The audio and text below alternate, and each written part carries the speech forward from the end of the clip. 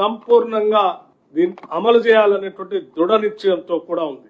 అందుకోసమే ఈ మొత్తం లెక్కల్ని కేబినెట్ లో మొదటి వారంలో ఉంచి శాసనసభలో బీసీలకి ఓబీసీలకి 42% రిజర్వేషన్ ఇవ్వటం కోసం, పొలిటికల్ ఎడ్యుకేషన్ ఎంప్లాయ్మెంట్ 42% రిజర్వేషన్ ఇవ్వటం కోసం మార్చి మొదటి వారంలో కేబినెట్ లో తీర్మానం చేసి శాసనసభలో బిల్లు పెట్టి బిల్లుని పాస్ చేసి కొన్ని దశాబ్దాలుగా ఈ రాష్ట్రంలో ఎదురు చూస్తున్నటువంటి బలహీన వర్గాలకి చట్టరూపంగా ఒక చట్టబద్ధతను కల్పించడం కోసం నిర్ణయం తీసుకోవటం జరిగిందని ఈ సందర్భంగా మీ అందరికి తెలియజేస్తా ఉన్నాం. ఇక 42% రిజర్వేషన్ గురించి మా మిత్రుడు శ్రీనివాస్ యాదవ్ గారు అన్నారు.